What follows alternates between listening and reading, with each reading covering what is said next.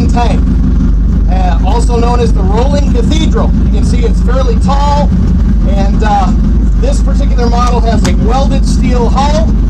The turrets were cast at locomotive foundries at the normal places that would cast train wheels and large boiler parts for locomotives.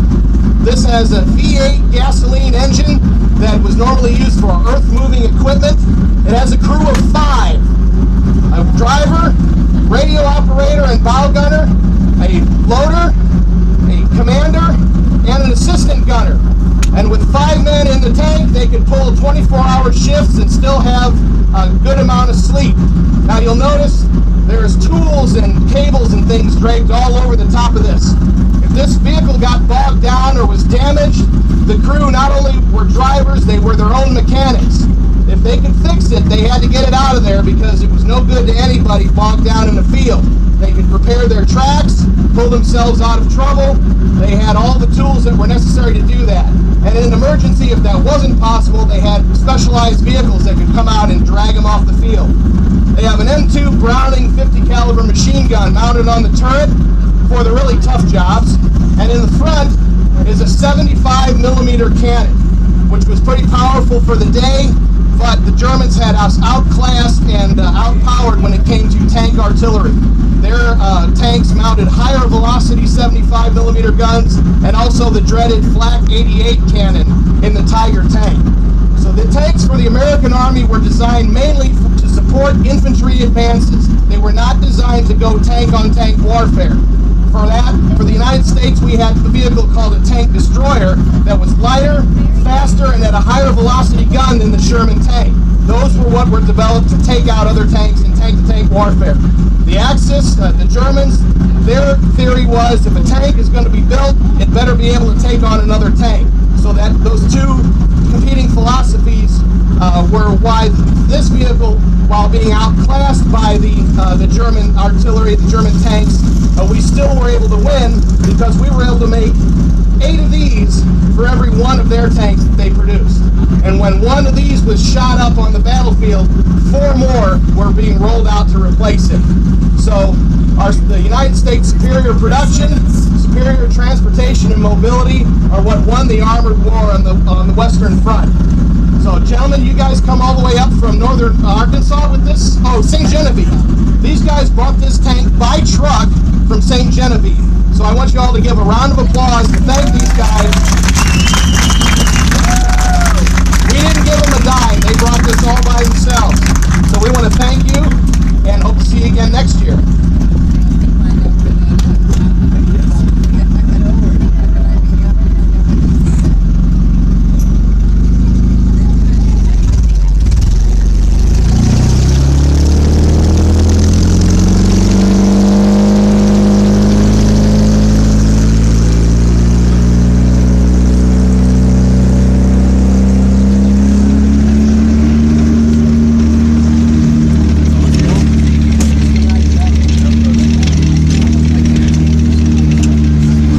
I can hear Donald Sutherland right now. They will hear the roar of our Detroit motives.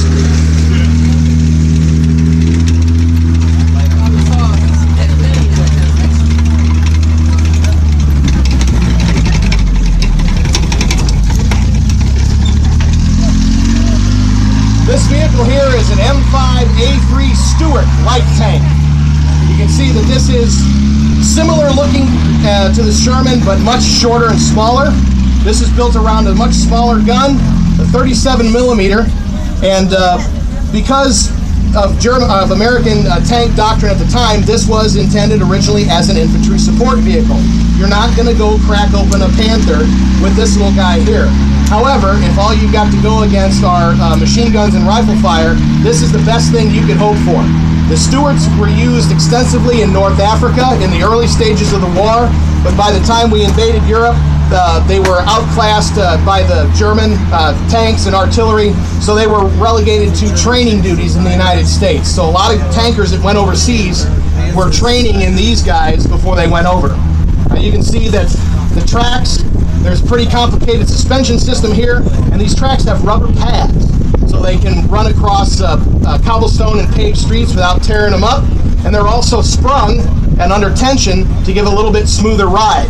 This has got a twin V8 automobile engines. What make of automobile are these engines? What make of engines are they?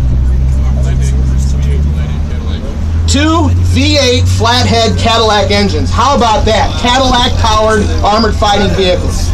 Now, the advantage of that was anybody who spent time underneath the hood of their father's car could work on this thing if the times got tough. So you had two engines also, one for each side. If you lost one engine for whatever reason, you could still get out of harm's way on the second engine. You could drive both sides of the tracks. So these are pretty good little vehicles, a lot of get up and go. You can see they scoot pretty good, 30 miles an hour, 40 miles an hour is their top speed. Up here you can see they have extra track links, and these are actually what they call browsers. They go in between the tracks and give it a little more bite, almost like ice cleats. So if you're going across the ice and the rubber tracks are slipping a little bit, you can put those things on there and still get around. These guys are kind of local celebrities. They keep this thing in their garage in Webster Groves. All right, this is the Moore family. They've been coming out here a long time, bringing their toys out. And so if anybody is watching the 4th of July parade in Webster Groves and sees a tank rolling down the street, that's them. So we got you pegged, all right? Thanks a lot, guys. Let's give them a round of applause. Thank you for coming out.